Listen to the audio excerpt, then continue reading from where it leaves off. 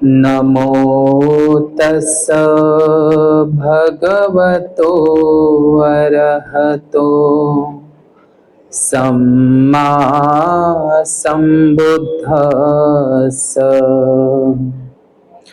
नमो तस्स भगवतो अरहतो सम्मा सम्बुद्धस्स।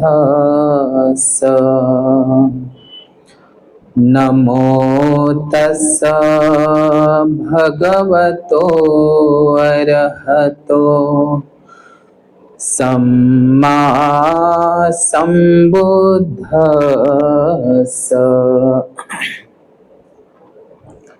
स्वातंत्र्य, समता, बंधुता व न्याय या मानवी नैतिक मूल्यांची शिकवण देणारे महान कारुणिक अरहत सम्यक संबुद्ध,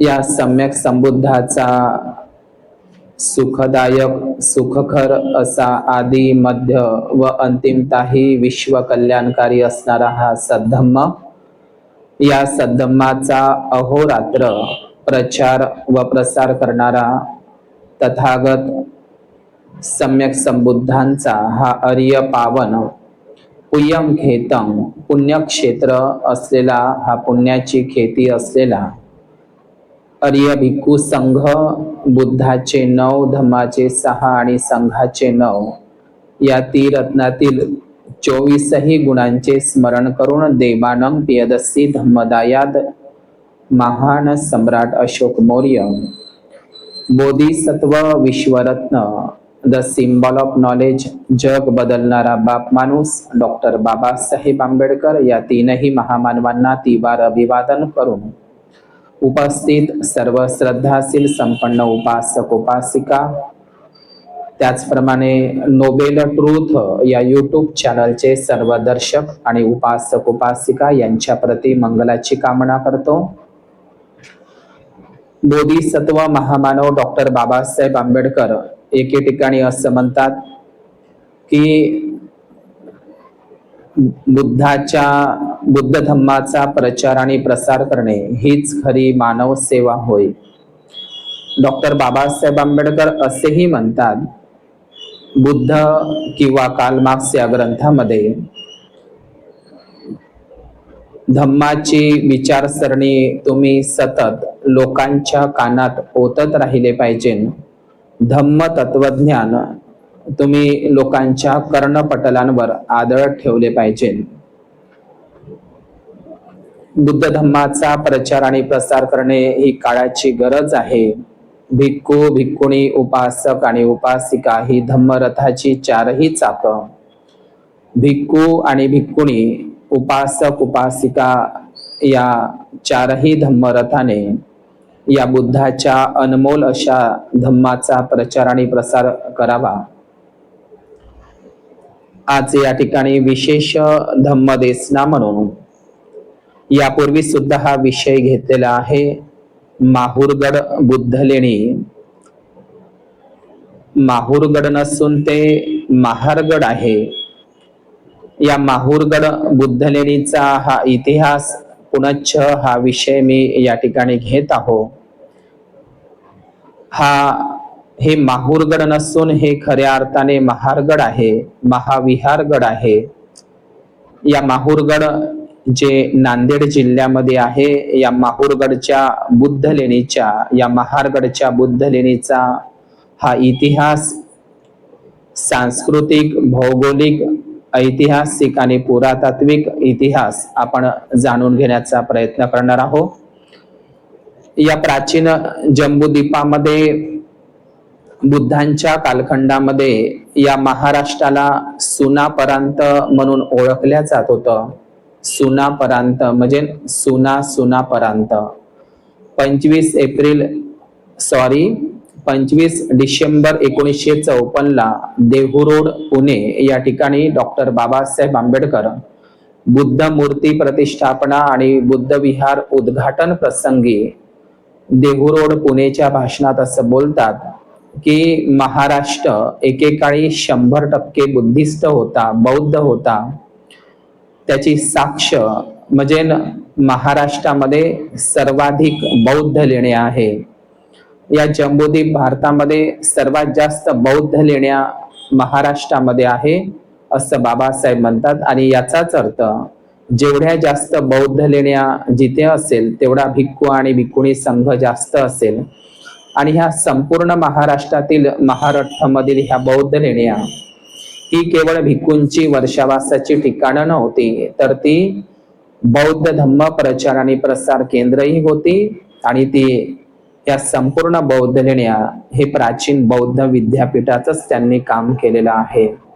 आणि म्हणून डॉक्टर बाबासाहेब आंबेडकर असं म्हणतात की नागवंशी लोकांनीच सर्वप्रथम बौद्ध धम्माला राजाश्रय दिला आणि नागवंशी लोकांनी हा संपूर्ण जम्बूद्वीपामध्ये हा बौद्ध धम्माचा प्रचार आणि प्रसार केलेला दिसतो.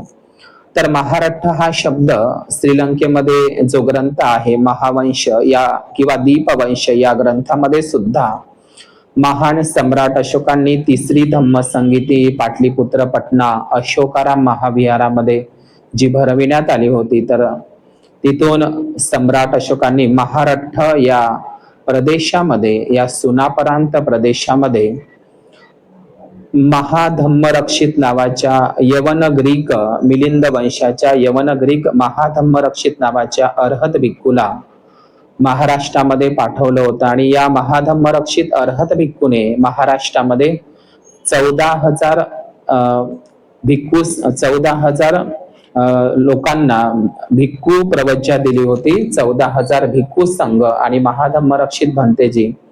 आणि महावंश ग्रंथात असाही उल्लेख आहे की 75,000 लोकांना बौद्ध उपासक उपासिकांची सुद्धा धम्मदीक्षा महाधम्मरक्षित भंतेजी यांनी महाराष्ट्रामध्ये दिलेली होती.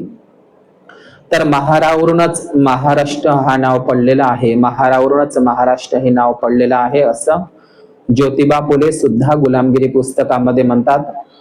अलेक्झांडर रॉबर्टसन यांनी जे महार लोक हे जे पुस्तक लिहिले आहे ग्रंथ, या ग्रंथामध्ये अलेक्झांडर रॉबर्टसन सुद्धा असं म्हणतात की महारावरूनच हे महाराष्ट्र नाव पडलेलं आहे. आणि म्हणून महाराष्ट्र किंवा महारठी किंवा महारठीने हे शब्द आपल्याला महाराष्ट्रातील प्रसिद्ध बौद्ध लेण्यांमध्ये सुद्धा महारठीने हे शब्द आपल्याला सापडतात. आणि म्हणून नाणेघाटची बुद्ध लेणी असेल किंवा बेडसे बुद्ध लेणी असेल, या लेण्यांमध्ये महारठीने असे शब्द सापडतात आणि ते नागकुळाशी संबंधित आहे. आणि म्हणून महारावरूनच हे महाराष्ट्र नाव पडलेलं आहे. म्हणून या महारावरूनच हे महाराष्ट्र पडल्यामुळे आपल्या जे माहूरगड म्हणत असतो ते माहूरगड नसून नांदेड जिल्ह्यामध्ये हे माहूरगड नसून हे महारगड आहे, हे आपण लक्षात घेतलं पाहिजे. तर आपण पाहत असतो की हा जो इतिहास माहूरगड बुद्ध लेणीचा हा इतिहास या ठिकाणी मी सांगण्याचा प्रयत्न करतो. तर हे जे माहूरगड आहे हे प्राचीन काळामध्ये नंदगिरी प्रदेश किंवा नंदीग्राम प्रदेश असाही उल्लेख आलेला आहे. परंतु ऐतिहासिक पुरातात्विक दृष्ट्या जर बघितलं तर नांदेडचं प्राचीन नाव नंदगिरीच आहे. आणि या नंदगिरी नांदेडचा खूप प्राचीन इतिहास या नंदगिरी नगराला लाभलेला आहे. आपल्याला आश्चर्य होईल की जगप्रसिद्ध जे महान सम्राट अशोक यांनी 84,000 जे महास्तूप बांधले होते संपूर्ण जम्बूद्वीप भारतामध्ये. आपल्याला माहित आहे की सांची हा जगप्रसिद्ध महास्तूप, या 84,000 महास्तूपांपैकीचा एक महास्तूप म्हणजे सांची महास्तूप. आणि या सांची महास्तूपावर नंदगिरी नांदेडचा उल्लेख आहे. म्हणजे किती प्राचीन इतिहास नंदगिरी नांदेड प्रदेशाला आहे. सांचीच्या स्तूपांच्या म्हणजे सांची महास्तूपांच्या बांधकामासाठी नंदगिरी नांदेड येथील उपासकांचे दान गेलेले आहे. त्याचा पाली धम्म शिलालेख अभिलेख पाली प्राकृत मध्ये अभिलेख सांचीच्या स्तूपावर लिहिलेला आहे. काय लिहिलेला आहे की नंदगिरी के सेलापूरक उपासक का दान, म्हणजे नंदगिरी के म्हणजे आजचं नांदेड, नंदगिरी के सेलापूरक नावाच्या उपासकांचं दान या साची महास्तूपांच्या बांधकामासाठी आहे, लक्षात घ्या. आणि दुसरी गोष्ट, या भरवूत महास्तूपासाठी सुद्धा आपण लक्षात घेतलं पाहिजे की जे साची आणि भरवूत महास्तूप आहे मध्य प्रदेशामध्ये, या साची आणि भरवूत स्तूपावर नंदगिरी नांदेड शहराचा उल्लेख आहे. तर सेलापूरक नावाचा एक उपासक नंदगिरी नांदेडचा होता आणि त्यांनी साचीच्या महास्तूपासाठी दान केलेला आहे. त्याचा अभिलेख साची स्तूपावर लिहिलेला आहे. काय लिहिलं आहे मी पुन्हा सांगतो, नंदगिरी के म्हणजेच नांदेडच्या सेलापूरक नावाच्या उपासकांचं साची स्तूपासाठी योगदान. या महाराष्ट्रामधून साची आणि भरूचच्या स्तूपासाठी पैठण पतिठाण असेल, भोकरदन जालना असेल किंवा नाशिक असेल किंवा नंदुरबार असेल, या ठिकाणाहून सुद्धा साची आणि भरूच महास्तूपासाठी दान केलेलं आहे. त्याचे शिलालेख साची भरूच स्तूपावर पाहायला मिळतात. म्हणून अत्यंत प्राचीन पुरावा म्हणजे साचीचा महास्तूप आहे, त्याच्यावर नंदगिरी नांदेड येथील उल्लेख आलेला आहे. हा म्हणजे सर्वात प्राचीन उल्लेख आहे. आणि म्हणून या नंदगिरीचा एक प्राचीन इतिहास आहे. आणि म्हणून याला नांदेड हे जे अलीकडील नाव आहे, पण याचं प्राचीन नाव नंदगिरी आहे. आपल्याला माहित आहे की तथागत सम्यक संबुद्धांचे जे सावत्र भाऊ किंवा मावस भाऊ, त्यांचं नाव होतं नंद भिक्खू. नंद नावाचा भिक्खू होता बुद्धाचा भाऊ. आणि आपल्याला माहित आहे की नंदवंश सुद्धा होऊन गेला, धनानंद आणि महापद्मानंद.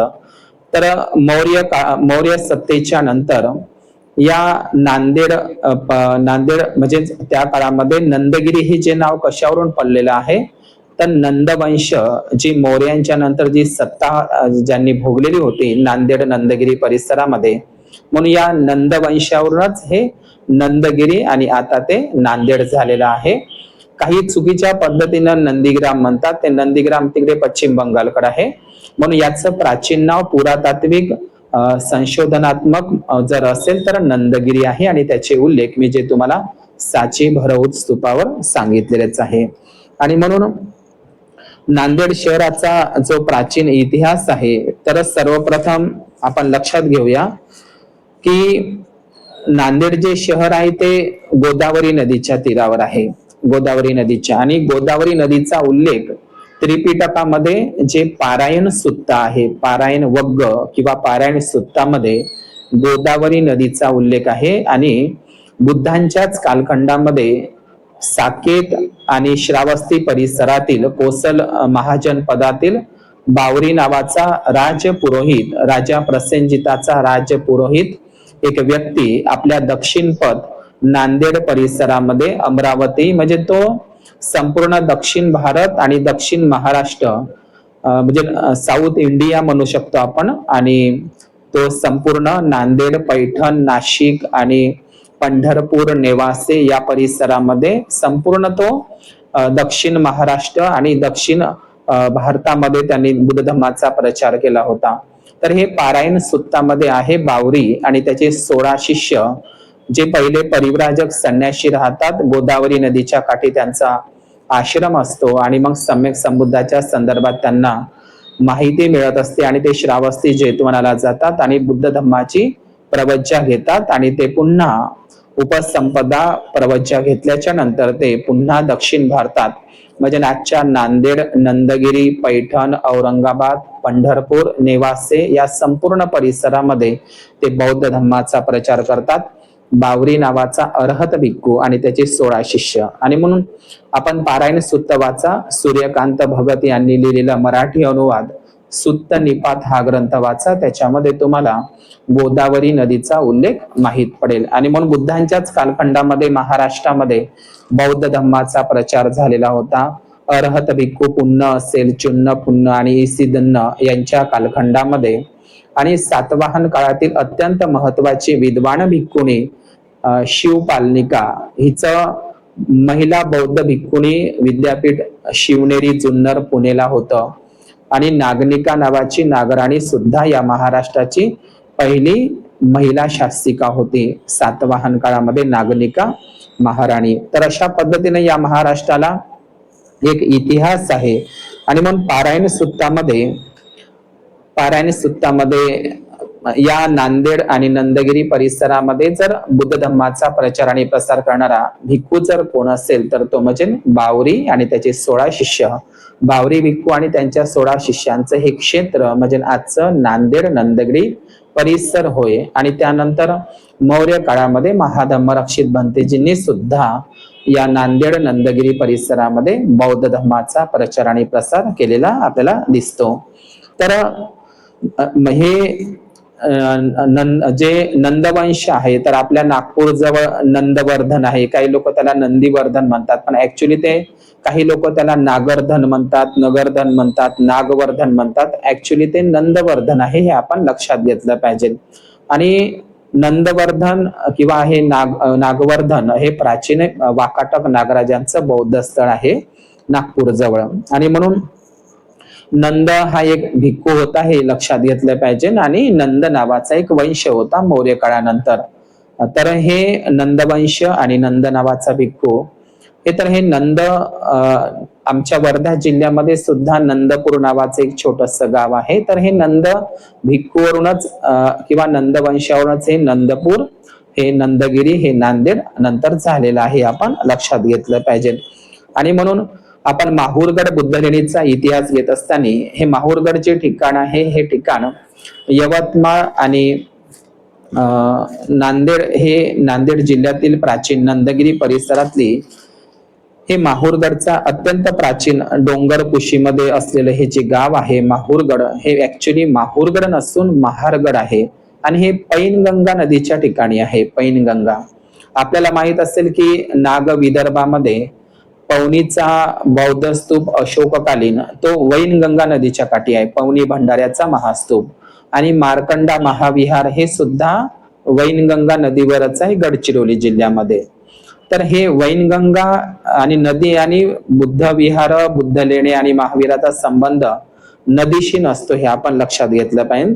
तर नांदेड जिल्ह्यामध्ये जी पैनगंगा नदी आहे या पैनगंगा नदीच्या पायथ्याशीच हे माहूरगड, हे महारगड नावाचं ठिकाण आहे। आणि हे प्राचीन बेरार प्रांताला म्हणजे आजचं यवतमाळ या जिल्ह्याला ते सीमेवर आहे। आणि म्हणून हे माहूरगड हा शब्दाचाच म्हणजे महारगड या शब्दाचा अपभ्रंश होऊन ते माहूरगड झालेला आहे। आपल्याला माहित असेल नागपूर जवळ एक माहूर झरी आहे।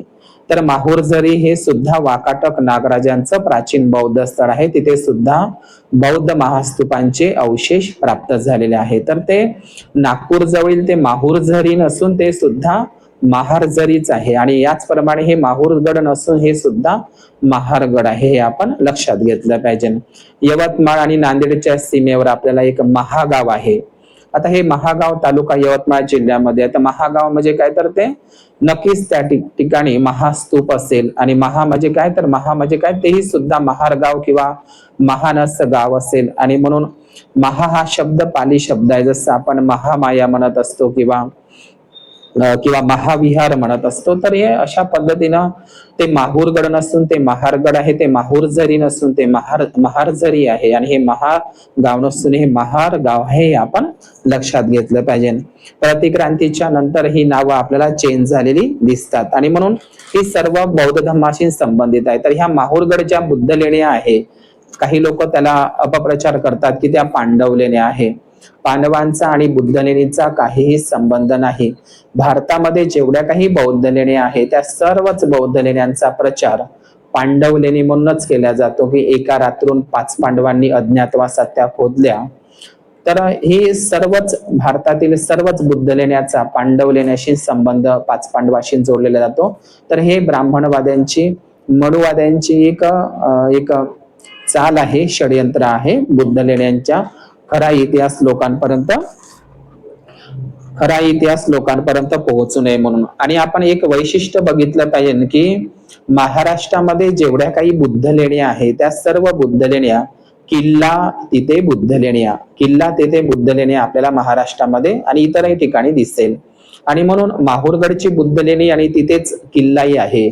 आपण पाहिलं असेल की पवनी भंडाऱ्याला सुद्धा किल्ला आहे महास्तूपापाशी. तर जिथे किल्ला असते, जिथं बुद्धलेणी असते, त्या ठिकाणी नक्कीच आपल्याला बौद्ध लेण्या दिसतात. शिवाजी महाराजांचे जेवढे काही किल्ले आहेत त्या किल्ल्याच्या पायथ्याशीनच आपल्याला बौद्ध लेण्या दिसतात. आणि आपण लक्षात घेतलं पाहिजे की महाराष्ट्रामध्ये सर्वाधिक बौद्ध लेण्या शिवनेरी जुन्नरला आहे, हिनियान बुद्ध लेण्या. आणि शिवाजी महाराजांचा जन्म सुद्धा बुद्ध लेणीमध्येच झालेला आहे, हे आपण लक्षात घेतलं पाहिजे. तर जिथे जिथे बुद्ध लेण्या तिथे तिथे आपल्याला किल्ले दिसतात. शिवाजी महाराजांनी सर्व महाराष्ट्रातील किल्ल्यांचं निर्मिती केलेली नाही, सातवाहनांच्याही काळामध्ये किल्ला निर्मितीला सुरुवात झालेली आहे. आणि म्हणून ह्या किल्ला तेथे बुद्धलेण्या आहे. तर ह्या माहूरगडच्या ज्या बुद्धलेण्या आहेत, तर ह्या माहूरगडच्या बुद्धलेण्या सातवाहन नागराजे, वाकाटक नागराजे आणि राष्ट्रकूट नागराजे यांच्या या 3 कालखंडामध्ये या माहूरगड बुद्धलेणींचं खोदकाम झालेलं आहे. या माहूरगड बुद्धलेणीची निर्मिती झालेली आहे, या महारगड बुद्धलेणीची. तर हे जे सातवाहन, वाकाटक आणि राष्ट्रकूट हे 3ही राजे नागवंशी राजे होते. आपल्याला माहित असेल राष्ट्रकूट राजांनी जगातील जी वेरूळ बुद्धलेणी, जी विश्वकर्मा वेरूळ बुद्धलेणी हे राष्ट्रकूट राजांनीच खोदलेली आहे. राष्ट्रकूट राजे सुद्धा बुद्धिस्ट नागराजे होते, हे लक्षात घेतलं पाहिजे. आणि म्हणून ह्या माहूरगडच्या बुद्धलेण्या सुरुवातीला सातवाहन काळ, नंतर वाकाटक काळ आणि राष्ट्रकूट अशा 3ही काळामध्ये त्याचं खोदकाम झालेलं आहे, हे आपण लक्षात घेतलं पाहिजे. आणि या माहूरगड बुद्धलेणीला एकूण 5 बुद्धलेणी आहे. आणि म्हणून 5 बुद्धलेण्या असल्यामुळे काही ब्राह्मणी लोकांनी त्याला 5 पांडवलेणी म्हणून सुद्धा घोषित केलेलं आहे. आपल्याला माहित असेल की मध्य प्रदेशामध्ये नागद्वार पचमडी आहे. तर पचमडी म्हणजे काय, तर तिथं 5 बुद्धलेणी आहे. नागद्वार हे नाग लोकांशी संबंधित आहे. तर अशाच पद्धतीनं प्रत्येक बुद्धलेणीला पांडवलेणी म्हणून हा एक भ्रम लोकांमध्ये, एक चुकीचा एक समज लोकांमध्ये भरवलेला आहे. तर ह्या माहूरगडच्या ज्या काही बुद्धलेण्या आहे त्या पूर्वाभिमुख आहे, म्हणजे पूर्व दिशेकडे तोंड करून. ज्याप्रमाणे महाबोधी, महाविहार, बोधगया, तर त्याच दिशेकडून पूर्वाभिमुख आहे. आणि त्या ठिकाणी चौरीधारी 2 द्वारपाल आहे, नागशिल्प आहे, यक्ष आहे, गंधर्व आहे, किन्नर आहे. आणि त्या गर्भगृहामध्ये आपल्याला काही संघाराम सुद्धा दिसतात. तर गर्भगृहात बुद्ध मूर्ती नाही आणि त्या ठिकाणी शिवलिंग आधुनिक काळामध्ये शेंदूर लावून बसवलेलं आहे. म्हणजे माहूरगडच्या बुद्धलेणीवर सुद्धा ब्राह्मणी अतिक्रमण झालेलं आपल्याला दिसतो. आणि मग महाराष्ट्रातल्या आपण वर्षावासामध्ये कुठेही बुद्धलेणीमध्ये जात नाही. वर्षावासात आपण आपल्या स्थानिक बुद्धलेणीमध्ये गेलं पाहिजे आणि बुद्धलेणीमध्ये जाऊन बुद्धवंदना घेतली पाहिजे. मी तर म्हणेल वर्षावासामध्ये सर्वच बुद्धलेण्यांमध्ये त्या महाराष्ट्र सरकारने, भारत सरकारने सर्वच बुद्धलेण्या 3 महिन्याच्या वर्षावासासाठी भिक्खू भिक्खुनींना मोकळ्या केल्या पाहिजे. कारण ते त्यांचंच ते ज्ञान प्रचाराचं, धम्म प्रचाराचं केंद्र आहे. म्हणून उपासक उपासिकांना अशी विनंती करतो की आपापल्या परिसरामध्ये ज्या काही बुद्धलेण्या असतील, आपण बुद्धलेण्यांवर जाणं सोडून दिलं म्हणून काही लोकांनी त्याच्यावर अतिक्रमण, ब्राह्मणीकरण केलेलं आहे. तर वर्षावास असेल किंवा प्रत्येक पौर्णिमेला आपापल्या परिसरामध्ये ज्या काही बौद्ध लेण्या, बौद्ध गुफा असेल तिथे जाऊन आपण बुद्धवंदना घेतली पाहिजे आणि तो इतिहास समजून घेतला पाहिजे, जेणेकरून ज्या बुद्ध लेण्या आहेत त्या वाचवता येईल. म्हणून वर्षावासात आपण प्रत्येक जण माहूरगड बुद्ध लेणीला नक्की जा. म्हणजे यवतमाळची लोक असतील किंवा नांदेड परिसरातील, तर अशा परिसरातील लोकांनी प्रत्येक वर्षावासामध्ये एकदा तरी आपण धम्म सहल काढावी किंवा त्या ठिकाणी बुद्ध लेणीला भेट द्यावा आणि तो इतिहास लोकांना समजून सांगावा, जेणेकरून त्या बुद्ध लेणीवरचं विकृतीकरण, ब्राह्मणीकरण थांबेल. आणि म्हणून ह्या ज्या काही माहूरगड बुद्धलेणी आहे, तर या माहूरगडच्या बुद्धलेण्यांचं एक वैशिष्ट्य म्हणजे आपल्याला माहित असेल अजंठा जगप्रसिद्ध बुद्धलेणी, या अजंठा प्रसिद्ध बुद्धलेणीचं संशोधन मिशिगन युनिव्हर्सिटीचे इतिहासकार, संशोधक, पुरातत्वविद प्रोफेसर व्हॉल्टर स्पिंक यांनी 17 वर्ष केवळ अजिंठा लेणीवर संशोधन केलंय. 17 वर्ष. प्रोफेसर व्हॉल्टर स्पिंक अमेरिकेचे. तर यांनी सुद्धा या माहूरगड बुद्धलेणीचं संशोधन केलं आणि त्यांनी सुद्धा ह्या बौद्ध लेण्या आहे हे नमूद केलेलं आहे. त्या ब्राह्मणी हिंदू शैव लेण्या किंवा त्या वैदिक हिंदू लेण्या नाही आहे, त्या बुद्धिस्ट महायान वज्रयान बुद्धिस्ट लेण्या आहे, हे लक्षात घेतलं पाहिजे.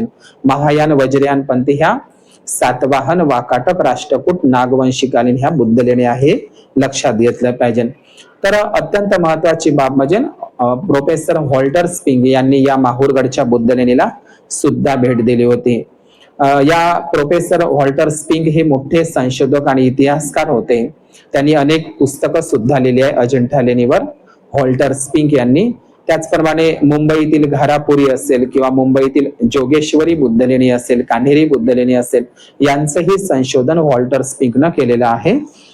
आणि म्हणून हे माहूरगड बुद्ध लेणी जे आहे तिला महारगड बुद्ध लेणी किंवा महाविहार बुद्धगड लेणी असं म्हणणं उचित ठरेल. आणि म्हणून आपण या संपूर्ण माहूरगड या नगरामध्ये, या शहरामध्ये अत्यंत महत्वाचं म्हणजे तिथे आपण माहूरगड बुद्ध लेणीला जर भेट दिली तर नक्कीच आपण त्या ठिकाणी माहूरगडच्या संग्रहालयाला सुद्धा, म्युझियमला सुद्धा भेट द्या. तुम्ही माहूरगडच्या संग्रहालयाला जर गेले तर त्या ठिकाणी तुम्हाला काही दगडी जाते दिसेल आणि त्या दगडी जात्यांवर पिंपळाच्या पानाची पत्ते, काही सातवाहन वाकाटक काळातील सिक्के आणि काही सातवाहन बौद्ध अवशेष सुद्धा आपल्याला पाहायला मिळेल. आणि म्हणून संग्रहालयाला सुद्धा आपण भेट द्या माहूरगडच्या. तर माहूरगडला जे जुनं नाव काही लोक म्हणतात मातापूर. आता ही माता जर कोण असेल तर ही मातापूर हे जर माहूरगडचं जुनं नाव असेल तर माता हे नाव पाली नाव आहे. आपण सम्राट अशोकाच्या शिलालेखांमध्ये सम्राट अशोकाने जो महिला संघासाठी जो एक म्हणजे विभाग नेमला होता तर त्याला इतिझाक महामाता म्हणतात. इतिझाक महामाता, इति म्हणजे स्त्री. तर सम्राट अशोकाने इतिझाक महामाता, तर महामाता आणि महामाता हे शब्द पाली धम्मलिपीतले शब्द आहे. तर माहूरगडला जे काही लोक मातापूर म्हणतात तर ते मातापूर म्हणजे दुसरं तिसरं काही नसून महामाता, महामायावरूनच, बुद्धाच्या आईवरूनच ते नाव प्राप्त झालेलं आहे, हे आपण लक्षात घेतलं पाहिजे. तर अशा पद्धतीनं हे जे माहूरगड आहे या माहूरगडचा अत्यंत महत्वाचा इतिहास आपण जाणून घेण्याचा यापूर्वी सुद्धा मी अनेक व्हिडिओ याच्यावर बनवलेले आहे. तर ह्या संपूर्ण ज्या काही बुद्ध लेण्या आहे राष्ट्रकूट काळातील ह्या सातवाहनापासून तर 8व्या शताब्दीपर्यंत त्याचं खोदकाम झालेलं आहे. आणि त्या ठिकाणी काही संघाराम आहे. संघाराम म्हणजे भिक्खूंचे निवास आहे त्या बुद्ध लेणीमध्ये. तर आजही आपण माहूरगडचं बघितलं तर माहूरगडला त्या ठिकाणी रामगड किल्ला आहे. आता हा रामगड किल्ला म्हणजेच ज्या ठिकाणी बुद्ध लेणी असतो त्या ठिकाणी भिक्खूंचे संघाराम असते. संघाराम म्हणजे भिक्खूंच्या आरामाची, वर्षावासाची ठिकाणं. आणि म्हणून जेणेकरून त्या ठिकाणी जी बुद्ध लेणी आहे त्या डोंगरावर, तर त्या बुद्ध लेणीमध्ये संघाराम आहे भिक्खूंचे कक्ष. तर त्या संघारामावरूनच हे रामगड किल्ला नाव पडलेलं असावं. कारण जिथं राम हा शब्द येतो तिथं जसं रामदिगी आहे तर ते संघारामगिरी आहे. तर त्याच पद्धतीने हे रामगिरी नसून हे संघारामगड असू शकतं. कारण जिथं भिक्खू राहतो, बुद्धांच्या लेण्या असतात, वर्षावास असतो, ज्या ठिकाणी भिक्खू संघ राहतो, भिक्खू संघाचा आराम, वर्षावासाची ठिकाणं, म्हणून ते संघारामगड असू शकतं. नंतर ते रामगड किल्ला ते नाव पडलेलं आहे. तर अशा पद्धतीनं हे जे आपण लक्षात घेतलं पाहिजे की हा जो किल्ला आहे हा किल्ला नागगोंड मूलनिवासी बांधवांनी बांधलेला आहे. नागगोंड हे प्राचीन काळातील मूलनिवासी बांधव सुद्धा बुद्धिस्ट लोक होते, नागगोंड. तर या नागगोंड मूलनिवासी बांधवांनीच हा रामगड किंवा संघारामगड हा किल्ला, माहूरगड किल्ला असंही म्हणू शकतो आपण, तो बांधलेला आहे. तर आणि म्हणून लक्षात घ्या जो पवनी भंडाऱ्याचा जो किल्ला आहे तोही सुद्धा नागगोंड मूलनिवासी बुद्धिस्ट लोकांनीच बांधलेला आहे. आणि म्हणून माहूरगड हे बुद्ध लेणीचं अत्यंत महत्वाचं ठिकाण आहे. आणि ते बौद्ध धम्माचं माहूरगड बुद्ध लेणीला भिक्खू लोक वर्षावासात वर्षावास करायचे. आणि माहूरगड बुद्ध लेणी म्हणजे माहूरगड हे महारगड प्राचीन काळामध्ये बौद्ध धम्म प्रचार आणि प्रसाराचं मोठं केंद्र होतं नंदगिरी, नांदेड परिसरातील. आणि या नांदेड जिल्ह्यामध्ये, प्राचीन नंदगिरी जिल्ह्यामध्ये 2 ठिकाणी बुद्ध लेण्या आहे. नांदेड जिल्ह्यातील अनेक लोकांना माहित नाही की नांदेड जिल्ह्यामध्ये दोन ठिकाणी बुद्ध लेणी आहे. एक म्हणजे महारगड माहुरगड बुद्ध लेणी आणि दुसरी म्हणजे हदगाव तालुक्यामध्ये 50 किलोमीटर अंतरावर म्हणजे तेलंगणाच्या सीमेवर बॉर्डरवर शिवूर नावाच्या बुद्ध लेणी आहे. शिवूर बुद्ध लेणी. तर माहूर बुद्ध लेणी आणि शिवूर बुद्ध लेणी अशा दोन बौद्ध लेण्या समूह नांदेड नंदगिरी जिल्ह्यामध्ये आपल्याला माहित आहे. तर ह्या ज्या हदगाव तालुक्यातील नांदेड जिल्ह्यातील नंदगिरी जिल्ह्यातील ह्या शिवूर बुद्ध लेणी आहेत, तर ह्या शिवूर बुद्ध लेण्या वाकाटक नागवंशांनी खोदलेल्या आहेत. त्या ठिकाणी सुद्धा बोधिसत्वांच्या अवलोकितेश्वर, त्या सुद्धा महायान वज्रयान बौद्ध लेणी आहे. त्या ठिकाणी सुद्धा आपल्याला नागशिल्प आपल्याला दिसेल. तर त्या शिवूरला एकूण 3 बुद्ध लेणी आहे आणि त्या माळ टेकडीवर आहे आणि त्या सर्व बुद्ध लेण्या महायान वज्रयान पंथाच्या आहे. बोधिसत्वांच्या शिल्पकला, उत्कृष्ट अशी शिल्पकला शिवूर बुद्ध लेणी वाकाटककालीन नागवंशकालीन ह्या बुद्ध लेण्या आहे. तर अशा प्रकारे माहूरची बुद्ध लेणी असो का शिवूरची बुद्ध लेणी असो, या दोनही बौद्ध लेण्यांना आपण वर्षावासामध्ये भेट द्यावा. आता तिसरं स्थळ आहे या नांदेड नंदगिरी जिल्ह्यातील, ते म्हणजे कंधार. तर हा कंधार किल्ला राष्ट्रकूट राजा आणि सातवाहन राजांनी बांधलेला आहे.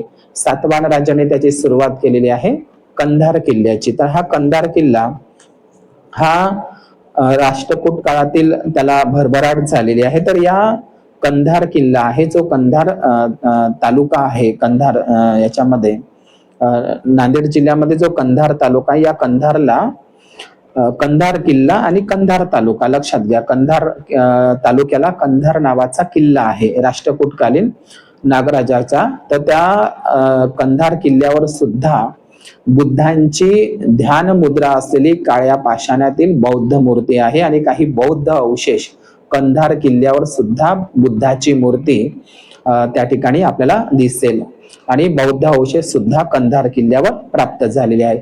जिथं किल्ला असेल तिथं बौद्ध अवशेष बौद्ध लेण्या आपल्याला दिसतातच. आणि म्हणून कंधार या शब्दाचा सुद्धा एक इतिहास आहे. आपल्याला माहित असेल की आपण बुद्धांच्या कालखंडामध्ये जे 16 महाजनपद होते त्याच्यापैकी गांधार महाजनपद, या गांधार महाजनपद म्हणजे आजचं अफगाणिस्तान पाकिस्तानचा परिसर, आणि गांधार देशामध्ये स्वतः बुद्धही गेले होते हे आपल्याला माहित आहे. तर 16 महाजनपदापैकीच गांधार महाजनपद होतं बुद्धाच्या काळामध्ये जम्बूद्वीप भारतामध्ये.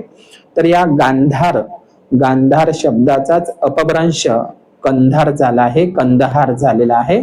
आणि म्हणून अशा प्रकारे आजही अफगाणिस्तानमध्ये कंदहार नावाचं नगर आहे, कंदहार. आणि आपल्या महाराष्ट्रामध्ये नांदेड जिल्ह्यामध्ये कंधार आहे. तर हे कंदहार हे गांधार शब्दाचाच अपभ्रंश आहे. आणि गांधार या शब्दाला एक विशेष इतिहास आहे. बौद्ध धर्माशी संबंधित हा गांधार हा शब्द आहे. आणि आपल्याला माहित असेल की गांधार प्रदेश कोणता आहे, तर आजचा अफगाणिस्तान पाकिस्तान प्रदेश. बुद्धांच्या कालखंडामध्ये राजा बिंबिसाराचा मित्र गांधार देशामध्ये बुद्धाच्याच काळामध्ये बौद्ध राजा पुक्कुसाती नावाचा राजा बुद्धाच्या काळामध्ये गांधार प्रदेशावर राज्य करत होता. तो बुद्धिस्ट राजा होता, लक्षात घ्या. आणि आपल्याला माहित असलं पाहिजे की सम्राट कनिष्काने जगातील विश्वातील पहिली बुद्ध मूर्ती एकाच वेळी मथुरेलाही तयार झाली आणि एकाच वेळी गांधारला तयार झाली.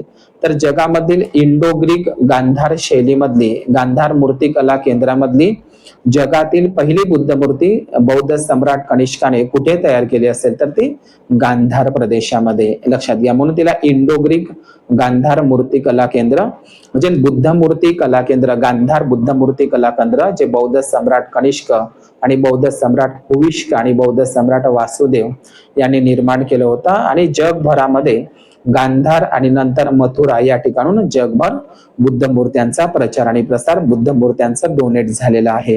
म्हणून या गांधार शब्दावरूनच कंधार हा तालुका नांदेड जिल्ह्यामध्ये पडलेला आहे. तर या आजचं जे आपण पाहिलं असेल की गांधार देशामध्ये आपल्याला जे बुद्धांच्या कालखंडामध्ये वक्कली नावाचे जे भिक्खू आहे, तर वक्कली नावाच्या भिक्खू बुद्ध आणि त्याच्या धम्मग्रंथामध्ये वक्कली नावाच्या भिक्खूला भेटासाठी भगवान बुद्ध गेलेले होते गांधार प्रदेशामध्ये.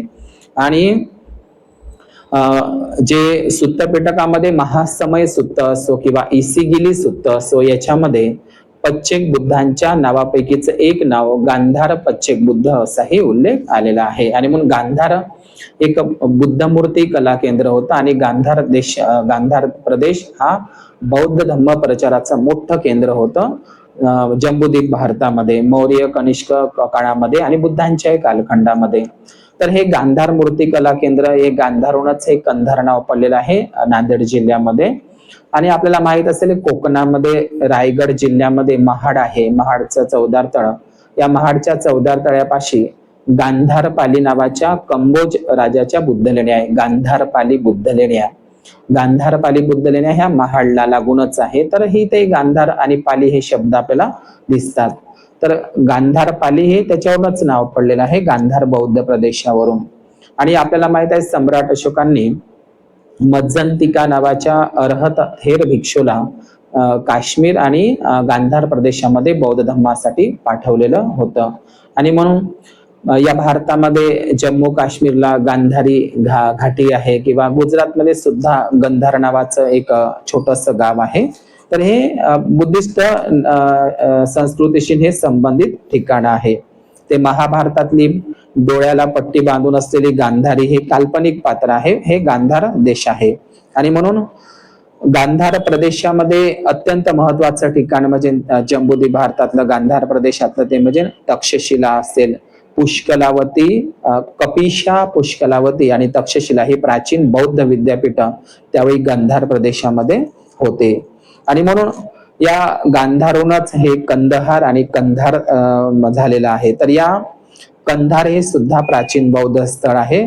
कंधार किल्ल्यांवर सुद्धा बुद्ध मूर्ती प्राप्त झालेली आहे नांदेड जिल्ह्यात. आणि कंधार गावातल्या परिसरामध्ये सुद्धा बुद्धाची भूमिस्पर्श असलेली मुद्रा ती गावातील म्हणजे कंधार तालुक्यातील कंधार गावामध्ये बौद्ध द्वार बुद्ध विहारामध्ये त्याची प्रतिष्ठापना बौद्ध उपासकांनी केलेली आहे. आणि ती मूर्ती महाबोधी महाविहार बोधगयातील जी भूमिस्पर्श मुद्रा आहे तर भूमिस्पर्श मुद्रा असलेली बुद्ध मूर्ती कंधार या ठिकाणी तालुक्याच्या ठिकाणी प्राप्त झालेली आहे. म्हणजे कंधार हे प्राचीन बौद्ध स्थळ होतं. बुद्धांच्या नावावरूनच ते गांधारवरूनच ते कंधार झालेलं आहे. आणि राष्ट्रकूट नागराजांची सातवाहन वाकाटक नागराजांची सत्ता सुद्धा या कंधार परिसरामध्ये होती. आणि म्हणून ही जी स्थानिक कंधार गावातील बुद्ध विहाराची मूर्ती बसवलेली आहे तिला रंग दिलेला आहे. तो रंग द्यायला नाही पाहिजे नव्हता, त्याची प्राचीनता महत्वाची होती. तर त्याच्यावर त्या बुद्ध मूर्तीच्या बाजूला ती दगडामधली पाषाणामधली मूर्ती आहे, त्याच्यावर विद्याधर आहे आणि यक्ष आहे, गंधर्व आहे आणि 5 सिंह आहे. 5 सिंह त्या मूर्तीवर आहे. कंधारमध्ये नांदेड जिल्ह्यातील कंधार या ठिकाणी प्राचीन बुद्ध मूर्ती सापडलेली आहे. तर ती बुद्ध मूर्ती सध्या विहारात आहे. तर त्याच्यावर 5 सिंह मुद्रा आहे. तर ही अशी बुद्धाची मूर्ती तुम्हाला अजिंठाच्या 6 नंबरच्या बुद्धलेणीमध्ये सापडेल. जसे सिंह त्या बुद्ध मूर्तीवर कोरलेले आहे. आणि मधामध्ये त्या गांधार प्रदेशामध्ये म्हणजे कंधार नांदेड जिल्ह्यातील त्या कंधार गावामध्ये सापडलेली जी बुद्ध मूर्ती आहे त्याच्यावर काही पाली धम्मलिपीमध्ये प्राकृत पाली धम्मलिपीमध्ये भगवान बुद्धांचं सुभाषित काही अभिलेख धम्मलिपी लिहिलेली आहे. आणि ती भगवान बुद्धांचा प्रातिथ्य समुत्पाद कार्यकारण भावाचा उपदेश त्याच्यावर केलेला आहे. अत्यंत भगवान बुद्धांचा जो बुद्धांच्या कालखंडामध्ये भिक्खू अश्वजित यांनी सारीपुत्ताला राजगृहामध्ये पहिल्यांदा भेट झाल्याच्या नंतर जे वाक्य कथन केलं होतं भगवान बुद्धाचं की अश्वजित भिक्खूला विनंती करतो सारीपुत्त की मला बुद्धाचा उपदेश सांगावा, राजगृहातली घटना आहे बुद्ध आणि त्याच्या धम्मग्रंथामध्ये. तर त्या ठिकाणी सारीपुत्त बुद्धाचं ते कथन सांगत असतो. ते अत्यंत जगप्रसिद्ध बुद्धाचं वाक्य अनेक शिलालेखांमध्ये प्राप्त झालेलं आहे संपूर्ण भारतामध्ये. तर ते वाक्य आहे अश्वजित सारीपुत्त भिक्खूला सांगतो, ये धम्मा हेतु पभवा तेसं हेतु तथागतो आहं तेसंच यो निरोधो एवं वादी महासमनो. तर हे प्रसिद्ध भगवान बुद्धांची गाथा प्रातिथ्य समुत्पाद कार्यकारण भावाचा सिद्धांत अश्वजित भिक्खूने सारीपुत्त संघसेनापती सारीपुत्तला सांगितलेला हा बुद्धाच्या गाथेची बुद्धाची या कंधार गावातील त्या बुद्ध मूर्तीवर कोरलेली आहे हे प्रसिद्ध वाक्य. आणि त्याच्यावर सिंहाचे 5 शिल्प आहे, कारण बुद्धाच्या आजोबाचं नाव सिंह हनु होतं. बुद्धाला नरसिंह शाक्यसिंह म्हणतात. तर ते सिंह बुद्धांचंच एक प्रतीक आहे आणि म्हणून त्याला रंग लावला त्या बुद्ध मूर्तीला, त्याची प्राचीनता थोडीशी नष्ट झालेली आहे. तर अशा प्रकारे कंधार किल्ला आणि कंधार शहर हे नांदेड जिल्ह्यातील हे प्राचीन बौद्ध स्थळ आहे, वारसा आहे. आणि त्याचप्रमाणे नांदेड जिल्ह्यामध्ये मुखेड नावाचं एक तालुका आहे. तर या मुखेडला सुद्धा एक मौलाली नावाचा एक माळ आहे, टेकडी माळ, मौलाली माळ. तर या मौलाली माळवर सुद्धा प्राचीन बौद्ध विहार, महास्तूप आणि प्राचीन बुद्ध मूर्त्या अवशेष प्राप्त झालेले होते मुखेडला. तर हे मुखेड सुद्धा प्राचीन बौद्ध वारसा असलेलं ठिकाण आहे नांदेड जिल्ह्यामध्ये, हे आपण लक्षात घेतलं पाहिजे. या नांदेड नंदगिरी सीमेवर आपल्याला माहित असेल तेलंगणा परिसरामध्ये बोधन नावाचं ठिकाण आहे. बुद्धाशी संबंधित बोधन नावाचं शहर आहे. तिथे मौर्य आणि सातवाहन काळातील महास्तूप प्राप्त झालेले आहे बोधनला. तर हे बोधन आणि हे नंदगिरी खूप जास्त दूर नाही. तर त्याच्यामुळे सातवाहन, मौर्य, वाकाटक, राष्ट्रकूट, चालुक्य आणि या काळामध्ये तिथे बौद्ध धर्माचा प्रचार किंवा नंद याचं सुद्धा शासन या नंदगिरी नांदेडला होतं. आणि म्हणून त्यानंतर यादव असेल, भोसले घराण्यांची सत्ता सुद्धा नंदगिरी नांदेड परिसरावर होते. आणि त्याचप्रमाणे देगलूर नावाचं ठिकाण, आता हे देगलूर नांदेडमध्ये होट्टल नावाचं जे मंदिर आहे प्राचीन, तर या होट्टल देगलूर तालुक्यामधलं अत्यंत जे मंदिर आहे प्राचीन, तर या मंदिरावर सुद्धा बौद्ध स्थापत्यकला, वास्तुकला, शिल्पकलेचा आपल्याला प्रभाव दिसतो. त्या ठिकाणी काही तुम्हाला बोधिसत्वाच्या, यक्ष, चैत्य गवाक्ष याचे सुद्धा शिल्प तुम्हाला त्या ठिकाणी प्राप्त होईल. कुठे? होट्टल देगलूर नांदेड हे सुद्धा एक प्राचीन बौद्ध स्थळ आहे. आणि मग अशा प्रकारे हे जे होट्टलला सुद्धा आपण भेट दिली पाहिजे, तिथलं सुद्धा संशोधन होणं अत्यंत गरजेचं आहे. तर अशा पद्धतीनं हे माहुरगड, शिहूर, कंधार आणि मुखेड हे प्राचीन बौद्ध स्थळ आहे, हे आपण लक्षात घेतलं पाहिजे. आणि अशा पद्धतीनं हे जे प्राचीन बौद्ध स्थळांचा हा जो इतिहास आहे मी वारंवार सांगत असतो.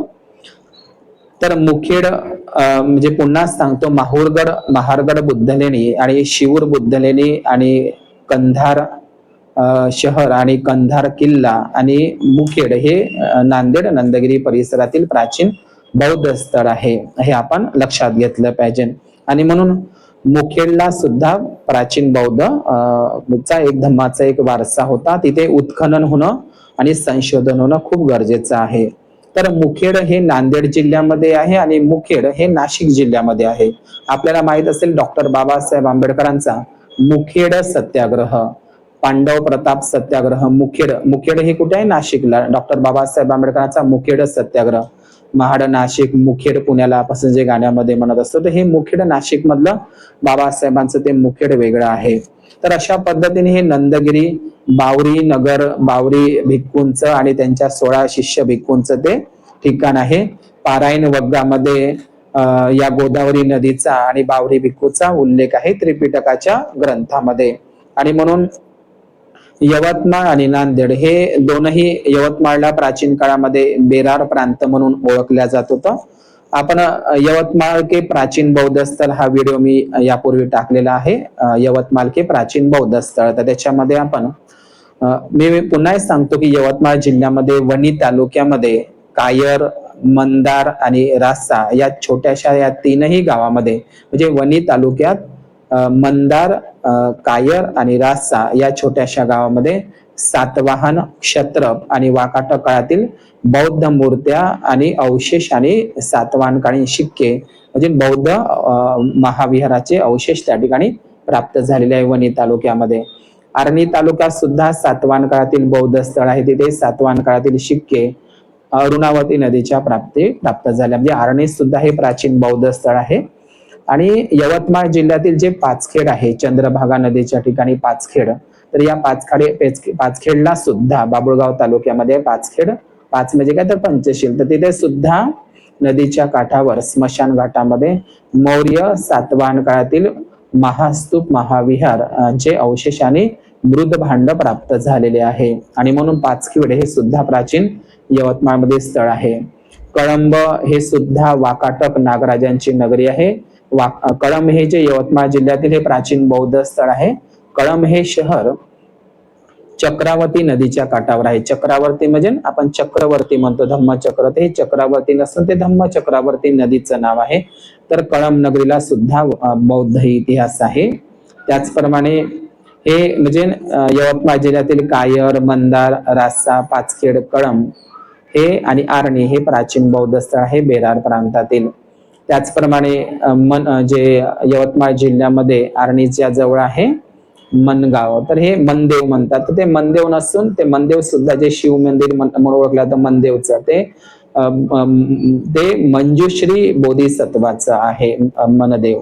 ते वज्रयान, ते शाक्त बौद्ध नाथपंथी आणि ते वज्रयान बुद्धिस्ट विहार आहे. तिथे तुम्हाला शिल्पकला आणि बौद्ध अवशेष मूर्त्या सुद्धा आपल्याला प्राप्त होईल. तर अशा पद्धतीने हा बेरार प्रांत आणि नंदगिरी नांदेड प्रांत प्राचीन काळामध्ये मौर्य, सातवाहन, वाकाटक, नंद, राष्ट्रकूट आणि या काळामध्ये इथे बौद्ध धर्माचा प्रचार आणि प्रसार मोठ्या प्रमाणात झालेला होता.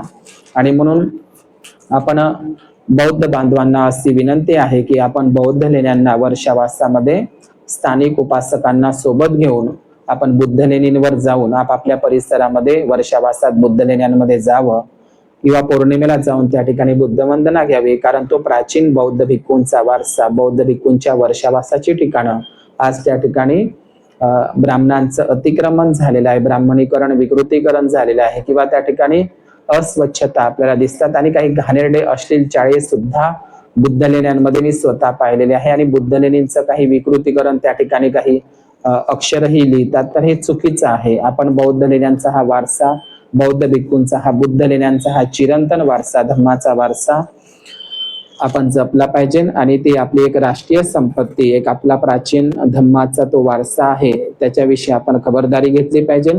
सर्वांनी माहुरगड बुद्ध लेणीला, या महारगड प्राचीन बुद्ध लेणीला अवश्य भेट द्या. यवतमाळ असेल, नांदेड परिसरातील लोकांनी कुठला तरी एक रविवारचा सुट्टीचा वर्षावासातला दिवस घेऊन आपण सर्वांनी माहुरगड बुद्ध लेणीला जाऊन त्या ठिकाणी महाबुद्ध वंदना घ्यावी. मी 2 वर्षापूर्वी तिथे गेलो, 2 ते 2,500 लोकांना घेऊन, आणि त्या ठिकाणी महाबुद्ध वंदना बुद्ध लेणीमध्ये घेतलेली होती. त्या ठिकाणी जे रेणुका माताचं मंदिर आहे, तर त्या रेणुकेचं दुसरं नाव मातंगी आहे. मातंग आणि मातंगी आपल्याला माहित असेल, वज्रयान बौद्ध पंथामध्ये, म्हणजे जो वज्रयान लामाईझम बौद्ध पंथ आहे त्याच्यामध्ये रेणुकेचं दुसरं नाव आहे मातंगी. आणि हे मातंगी म्हणजे हे जशी बोधिसत्व मंजुश्री आहे, तारा आहे, प्रज्ञापारमिता आहे, डाकिनी आहे, तर अशाच पद्धतीची ही बोधिसत्व एक वज्रयानी एक संकल्पनिक देवता आहे मातंगी. या मातंगीचंच दुसरं नाव म्हणजे रेणुका आहे. तर ही मातंगी एक ज्या 10 महाविद्यामधली जी वज्रयोगिनी आहे त्याच्यामधलं वज्रयोगीचंच नाव आहे. आणि मग त्याच्याशी आपल्याला काही विशेष घेणं देणं नाही, परंतु ही मातंगी दुसरी तिसरी काही नसून वज्रयान बौद्ध पंथाचीच ती तांत्रिक एक योगिनी आहे, हे आपण लक्षात घेतलं पाहिजे. म्हणून या ठिकाणी थांबतो. भवतो सब मंगल. हा इतिहास माहुरगड महारगडचा या इतिहास सर्वांपर्यंत पोहोचावा यासाठी माझा हा व्हिडिओ मोठ्या परिश्रमानं आपल्या नातेवाईकांना, आपल्या धम्मबंधू धम्ममित्रांना नक्की शेअर करा. आणि हा बुद्ध धम्माचा हा इतिहास सगळ्यांना माहीत झाला पाहिजे, हाच उद्देश. बुद्ध धम्म संघ या त्रिरत्नाच्या प्रभावाने आपले आणि आपल्या परिवाराचे खूप मंगल हो. भवतो सब मंगल, भवतो सब्बे सत्ता सुखी होंतु. नमो बुद्धाय. जय भीम.